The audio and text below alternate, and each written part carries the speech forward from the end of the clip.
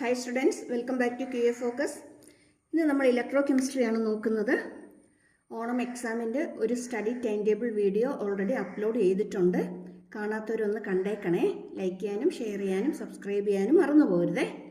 Okay, നമുക്ക് ഇന്നത്തെ topic നോക്കാം. Electrochemistry. എന്താ ഇലക്ട്രോ കെമിസ്ട്രി എന്ന് പറയുന്നത്?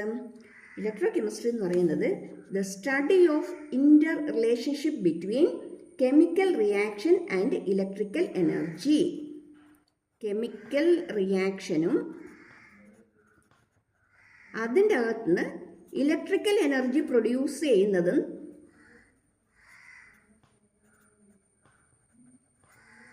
എങ്ങനെയാണെന്നുള്ള സ്റ്റഡിയാണ്, അല്ലെങ്കിൽ ബ്രാഞ്ച് ഓഫ് കെമിസ്ട്രി ആണ്. It is the branch of chemistry or study of chemistry which deals with the interrelationship between chemical reaction and electrical energy. Okay, clear ആയോ? ഇനി അങ്ങനെയാണെങ്കിൽ നമുക്കിവിടെ അറിയേണ്ട ഒരു ടേമാണ് ഇലക്ട്രോ കെമിക്കൽ സെൽ. എന്താണ് ഇലക്ട്രോ കെമിക്കൽ സെൽ എന്ന് പറയുന്നത്?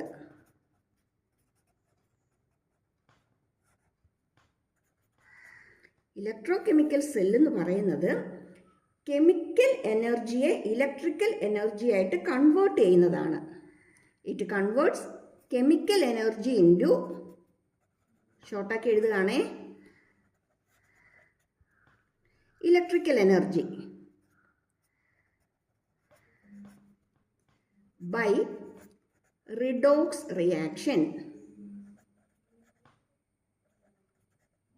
Okay, redox റിയാക്ഷനിലൂടെ കെമിക്കൽ എനർജിയെ ഇലക്ട്രിക്കൽ എനർജി ആയിട്ട് കൺവേർട്ട് ചെയ്യുന്നതാണ് എന്ത്? ഇലക്ട്രോ കെമിക്കൽ സെൽ എന്ന് പറയുന്നത്. അങ്ങനെയെങ്കിൽ ഇതുമായിട്ട് റിലേറ്റ് ചെയ്യുന്ന അടുത്ത ടേമാണ് എന്താ ഇലക്ട്രോലിസിസ് എന്ന് പറയുന്നത്?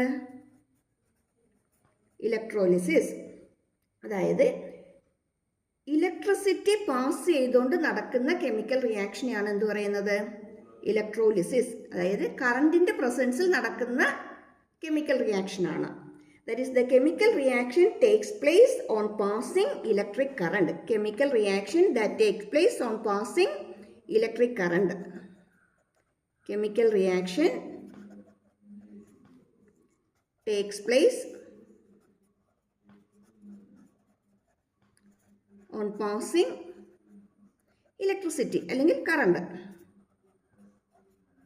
കറണ്ടിന്റെ പ്രസൻസിൽ നടക്കുന്ന കെമിക്കൽ റിയാക്ഷൻസിനെയാണ് നമ്മൾ എന്തെന്ന് പറയുന്നത്? ഇലക്ട്രോലിസിസ് എന്ന് പറയുന്നത്. ഓക്കെ ആണോ? അപ്പോൾ നമ്മൾ ഇമ്പോർട്ടൻ്റ് ആയിട്ടുള്ള ഒരു 3 പോയിന്റ് നമ്മളിപ്പോൾ ഇവിടെ നോക്കിക്കഴിഞ്ഞു. എന്തൊക്കെയായിരുന്നു? എന്താ ഇലക്ട്രോ കെമിസ്ട്രി എന്ന് പറഞ്ഞു, ഇലക്ട്രോ കെമിക്കൽ സെൽ എന്താന്ന് പറഞ്ഞു, ഇലക്ട്രോലിസിസ് എന്താന്ന് പറഞ്ഞു. ശരിയാണോ? അങ്ങനെയാണെങ്കിൽ അടുത്ത പോയിന്റ് നമുക്കൊന്ന് നോട്ട് ചെയ്യാം. ഇലക്ട്രോ കെമിക്കൽ റിയാക്ഷൻ എന്താണ്? What is electrochemical reaction?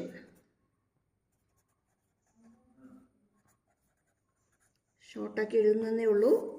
Electro chemical reaction, chemical reaction which produce electric current. Electric current produce ചെയ്യുന്ന കെമിക്കൽ റിയാക്ഷനെയാണ് എന്ത് പറയുന്നത്? Electrochemical reaction. Chemical reaction which produce electric current. Okay ആണോ? അപ്പോൾ നമ്മൾ അതിൻ്റെ അകത്ത് ഏകദേശം ഒരു ബേസിക് ആയിട്ടുള്ള ഒരു 3 കാര്യങ്ങൾ നമ്മൾ പഠിച്ചു കഴിഞ്ഞു. ഏതൊക്കെയായിരുന്നു? ഇലക്ട്രോ കെമിക്കൽ സെൽ എന്താന്ന് പഠിച്ചു, ഇലക്ട്രോലിസിസ് എന്താന്ന് പഠിച്ചു, ഇലക്ട്രോ കെമിക്കൽ റിയാക്ഷൻ എന്താന്ന് പഠിച്ചു.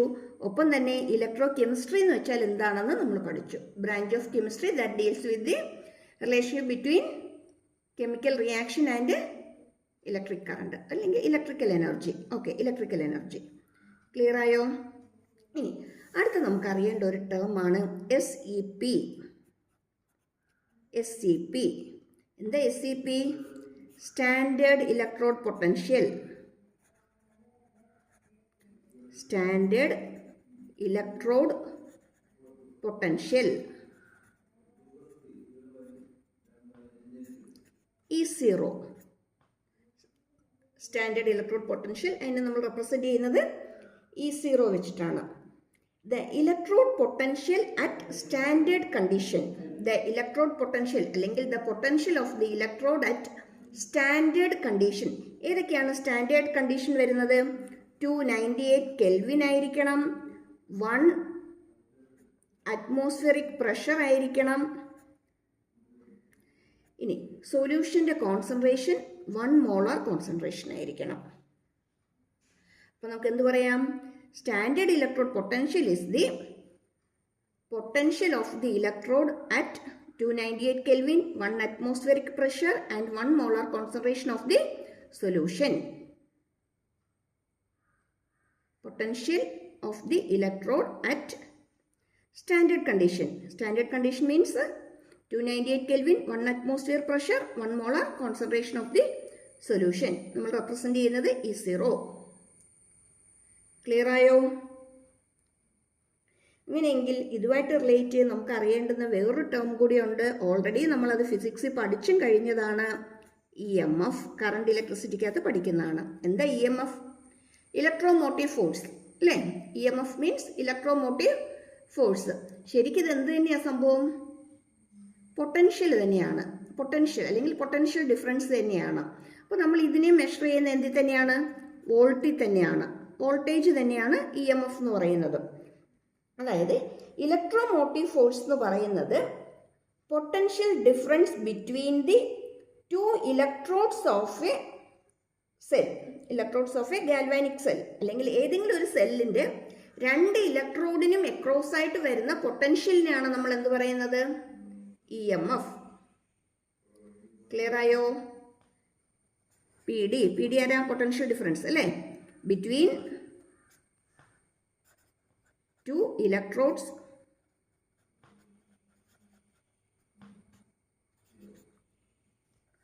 Of A cell. അല്ലെങ്കിൽ നമുക്ക് എന്ത് സ്പെസിഫിക് ആയിട്ട് പറയാം? ഗാൽവാനിക് സെൽ എന്ന് വേണമെങ്കിൽ നമുക്ക് എടുത്ത് പറയാം. ജനറലി ബിറ്റ്വീൻ എ സെല്ലാണ്. ഇലക്ട്രോഡിൻ്റെ 2 ഇലക്ട്രോഡിൻ്റെ ഇടയ്ക്ക് വരുന്ന പൊട്ടൻഷ്യലിനെയാണ് എന്ത് പറയുന്നത്? EMF എന്ന് പറയുന്നത്. ഇനി ഫിസിക്സിൽ പഠിക്കുമ്പോൾ നമ്മളത് എങ്ങനെ പഠിക്കും?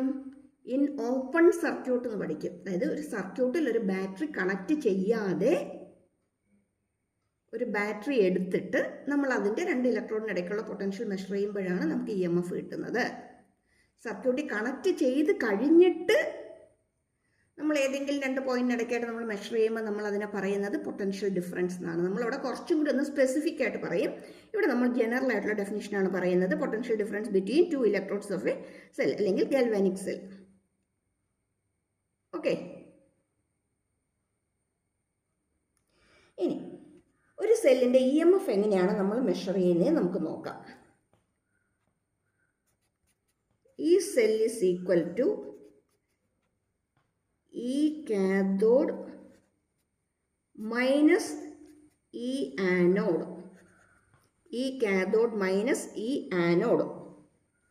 അല്ലെങ്കിൽ ഇതിന് നമുക്ക്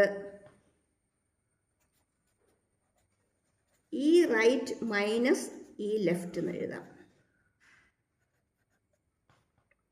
റൈറ്റ് സൈഡിലുള്ള ഇലക്ട്രോണിൻ്റെ പൊട്ടൻഷ്യൽ മൈനസ് ലെഫ്റ്റ് സൈഡിലുള്ള ഇലക്ട്രോണിൻ്റെ പൊട്ടൻഷ്യൽ. അല്ലെങ്കിൽ cathode potential minus anode potential. ഇതിനെയാണ് എന്ത് പറയുന്നത്? EMF. ഓക്കെ. ഇത്രയും കാര്യങ്ങളൊന്ന് ക്ലിയർ ആയോ? അപ്പോൾ നമ്മളിവിടെ 2 കാര്യങ്ങളാണ് നമ്മളിവിടെ പറയുന്നത്. ഒന്ന് SEP പറഞ്ഞു, സ്റ്റാൻഡേർഡ് ഇലക്ട്രോഡ് പൊട്ടൻഷ്യൽ എന്താന്ന് പറഞ്ഞു. അത് കഴിഞ്ഞിട്ട് നമ്മൾ പറഞ്ഞത് EMF എന്താണെന്നാണ്.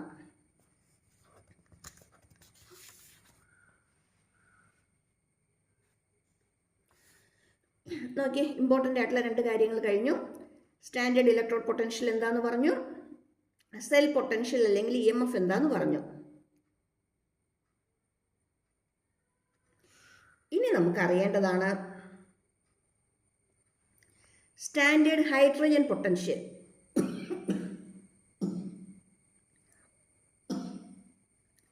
സ്റ്റാൻഡേർഡ് ഹൈഡ്രജൻ ഇലക്ട്രോഡ് എന്താണെന്നുള്ളത് നമുക്കറിയണം.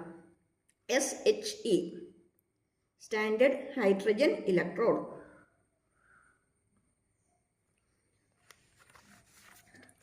ഓക്കെ, നോക്കാം.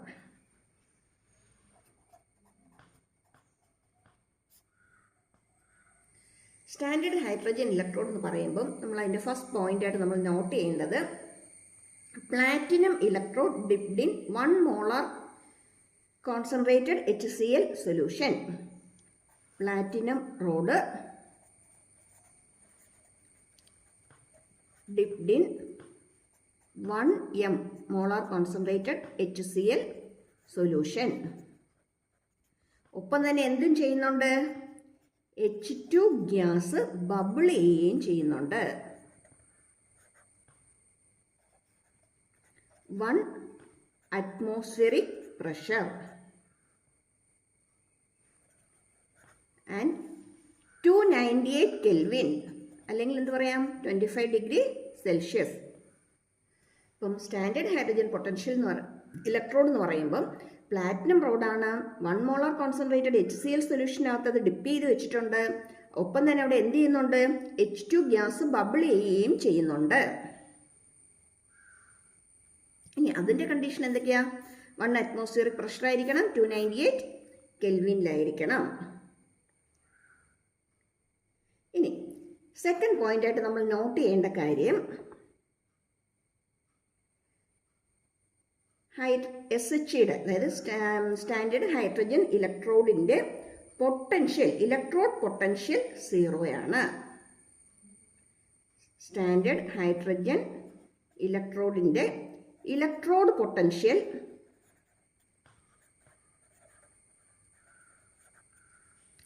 0 അതായത് ഓക്സിഡേഷൻ പൊട്ടൻഷ്യലും റിഡക്ഷൻ പൊട്ടൻഷ്യലും 0 ആയിട്ടാണ് ഫിക്സ് ചെയ്തിരിക്കുന്നത്.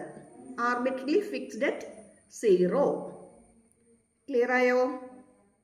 ഇനി മൂന്നാമതൊരു പോയിന്റായിട്ട് നമുക്ക് അറിയേണ്ടത്, ഇതെന്തിനാ യൂസ് ചെയ്യുന്നത്? It is used as reference cell. Reference cell എന്തിനാ യൂസ് ചെയ്യുന്നത്? Reference cell. എന്തിൻ്റെ റെഫറൻസ് ആണ്? വേറൊരു ഇലക്ട്രോഡിൻ്റെ പൊട്ടൻഷ്യൽ മെഷർ ചെയ്യാനായിട്ട് ഇതൊരു റെഫറൻസ് ആയിട്ടാണ് നമ്മൾ യൂസ് ചെയ്യുന്നത്. ഇതിനെ വെച്ചിട്ടാണ് നമ്മൾ അതിൻ്റെ പൊട്ടൻഷ്യൽ മെഷർ ചെയ്യുന്നത്.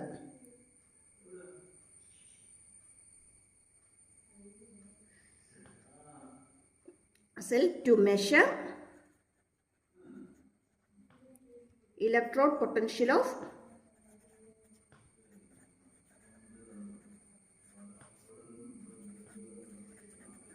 അതർ സെൽ അല്ലെങ്കിൽ അതർ ഇലക്ട്രോഡ്, വേറൊരു ഇലക്ട്രോഡിൻ്റെ അല്ലെങ്കിൽ ഒരു അൺനോൺ ആയിട്ടുള്ള ഒരു പൊട്ടൻഷ്യൽ നമുക്ക് മെഷർ ചെയ്യണം. ഒരു ഇലക്ട്രോഡ് നമ്മുടെ കിട്ടിയിട്ടുണ്ട്, അല്ലെങ്കിൽ ഒരു ഹാഫ് സെൽ നമ്മുടെ കയ്യിലുണ്ട്, അതിൻ്റെ ഇലക്ട്രോഡ് പൊട്ടൻഷ്യൽ നമുക്ക് മെഷർ ചെയ്യണം. അപ്പോൾ നമ്മൾ എന്ത് ചെയ്യും, ഇതുമായിട്ട് കമ്പൈൻ ചെയ്തിട്ട്, സ്റ്റാൻഡേർഡ് ഹൈഡ്രജൻ ഇലക്ട്രോഡുമായിട്ട് കമ്പൈൻ ചെയ്തിട്ട് നമ്മൾ അതിൻ്റെ പൊട്ടൻഷ്യൽ എങ്ങനെയാണെന്നുള്ളത് നമ്മൾ മെഷർ ചെയ്യും. അപ്പോൾ ഇത് യൂസ് ചെയ്യുന്നത് റെഫറൻസ് സെല്ലായിട്ടാണ്. എന്തിനാണ്? To measure the electrode potential of the other cell, ഇനി അതർ ഇലക്ട്രോഡ്സ്. ക്ലിയർ ആയോ?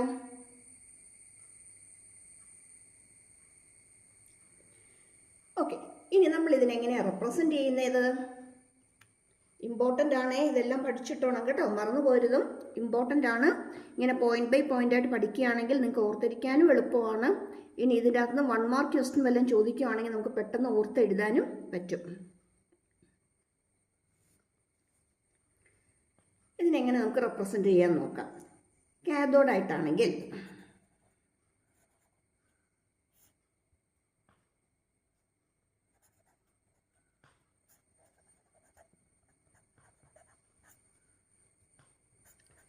H2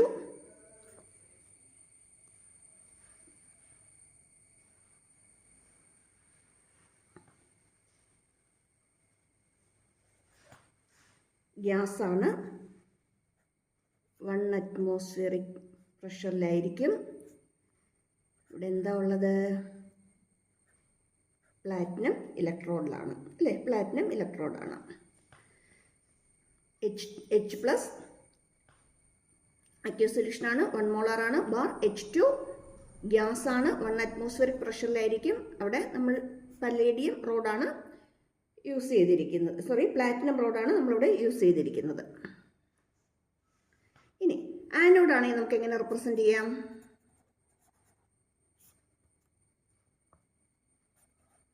പ്ലാറ്റിനം ഇലക്ട്രോഡാണ് അല്ലേ? സോൾഡ് സ്റ്റേറ്റിലാണ്. ഓക്കെ, സോൾഡാണ്.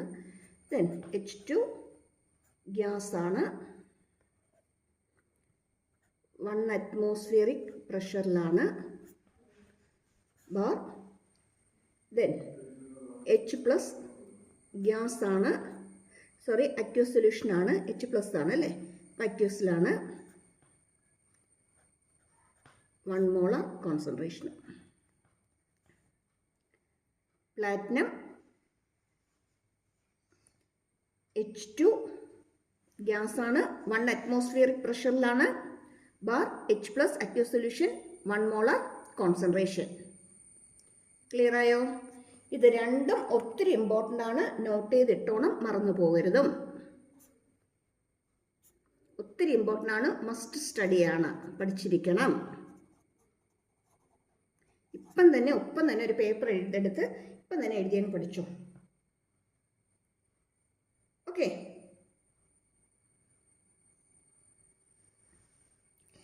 അങ്ങനെയാണെങ്കിൽ നമുക്കിനി ഒരു ക്വസ്റ്റ്യൻ നോക്കിയാലോ.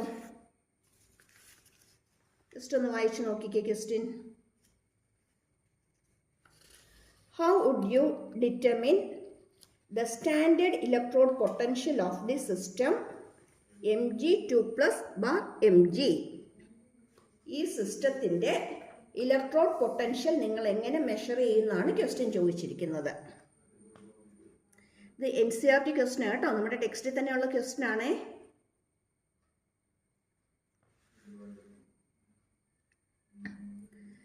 നോക്കി ഇവിടെ magnesium road, magnesium sulphate MgSO4 solution 1 molar concentration ഉള്ള MgSO4 സൊല്യൂഷനിൽ ഡിപ്പ് ചെയ്തിരിക്കുന്നു.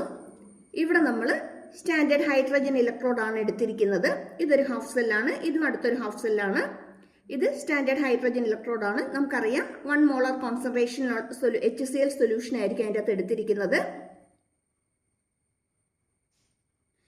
ഇത് രണ്ടും കൂടി സോൾട്ട് ബ്രിഡ്ജ് വെച്ച് കണക്ട് ചെയ്തിട്ടുണ്ട്.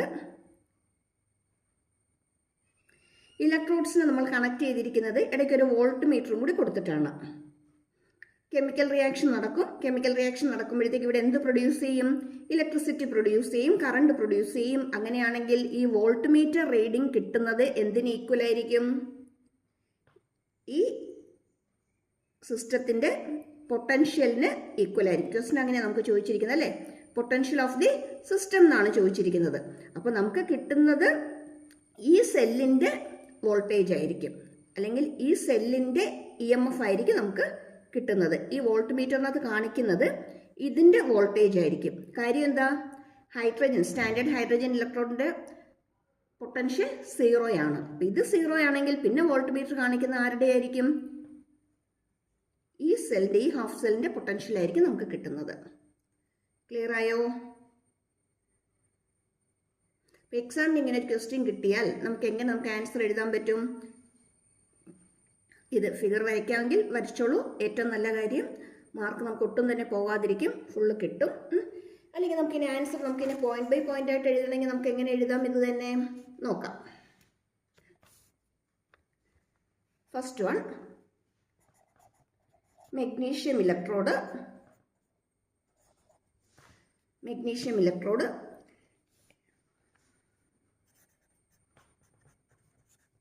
dipped in 1 molar MgSO4 അല്ലേ. ഇത് എന്തായിട്ട് ആക്ട് ചെയ്യും? ഒരു ഹാഫ് സെല്ലായിട്ട് ആക്ട് ചെയ്യും. ഓക്കെ, ഇനി hydrogen electrode act as other half cell. ഇത് ഓക്സിഡേഷൻ ഹാഫ് സെല്ലായിരിക്കും, ഇത് റിഡക്ഷൻ ആയിരിക്കും. ഓക്കെ, അങ്ങനെയാണെങ്കിൽ ഈ സെല്ലിനെ നമുക്ക് എങ്ങനെ റെപ്രസെൻ്റ് ചെയ്യാൻ പറ്റും? ഈ സെല്ലിനെ നമുക്ക് റെപ്രസെൻ്റ് ചെയ്യാനായിട്ട് ഒപ്പം തന്നെ എഴുതി പഠിച്ചോണം കേട്ടോ. എപ്പോഴും പഠിക്കാനിരിക്കുമ്പോൾ ഒരു പേപ്പറും പെന്നും കൂടി എടുത്തിരിക്കുവാണെങ്കിൽ നിങ്ങൾക്കിത് പഠിക്കാൻ കുറച്ചും കൂടി എളുപ്പമായിരിക്കും.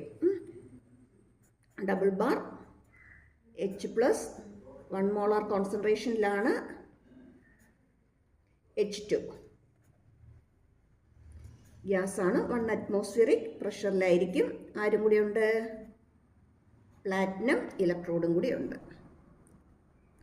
Mg bar Mg2+ bar H+ double bar H+ H2. അപ്പോൾ നമ്മൾ ഇതിൻ്റെ കോൺസെൻട്രേഷനൊക്കെ കൊടുത്തിട്ടുണ്ട്. 1 മോളാർ കോൺസെൻട്രേഷനാണ്. ഇവിടെ ഗ്യാസാണ്, 1 അറ്റ്മോസ്ഫിയറിക് പ്രഷറിലാണ് വരുന്നത്. ഇവിടെ ആരുണ്ട്? പ്ലാറ്റിനം ഇലക്ട്രോഡുണ്ട്. ഇനി ഈ സെല്ലിനകത്ത് വോൾട്ട്മീറ്റർ റീഡിംഗ് എന്തായിരിക്കും കാണുന്നത്? വോൾട്ട്മീറ്റർ റീഡിംഗ് എന്ന് പറയുന്നത് ഈ ഹാഫ് സെല്ലിൻ്റെ പൊട്ടൻഷ്യൽ ആയിരിക്കും കാണുന്നത് അല്ലേ?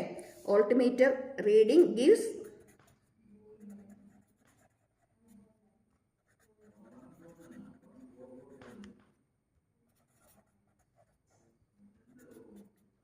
E0 cell. സെല്ലിൻ്റെ ഇലക്ട്രോഡ് പൊട്ടൻഷ്യൽ ആയിരിക്കും വോൾട്ട്മീറ്റർ കാണിക്കുന്നത്.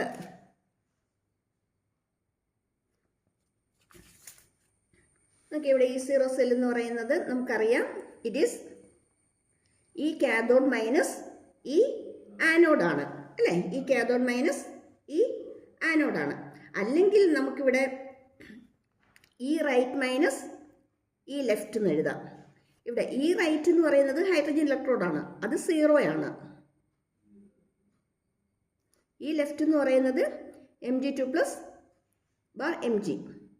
അപ്പോൾ നമുക്കിവിടെ ഇത് 0 ആയതുകൊണ്ട് തന്നെ നമുക്കിവിടെ മെഷർ ചെയ്യുമ്പോൾ നമുക്ക് കിട്ടുന്നത് ആരായിരിക്കും?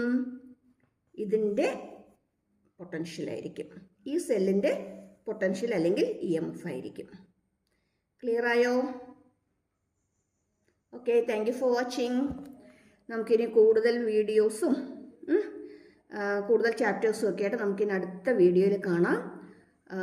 ഒപ്പം ഷെയർ ചെയ്യാനും ലൈക്ക് ചെയ്യാനും സപ്പോർട്ട് ചെയ്യാനും മറന്നു പോകരുതേ. പിന്നെ ഓണം എക്സാമിന് പ്രിപ്പയർ ചെയ്യാനുള്ള ടൈം ടേബിൾ വീഡിയോ ഓൾറെഡി ഇട്ടിട്ടുണ്ട്, മറന്നു പോകരുതും. അതും കൂടി വാച്ച് ചെയ്തോണം കേട്ടോ. Okay, thank you for watching.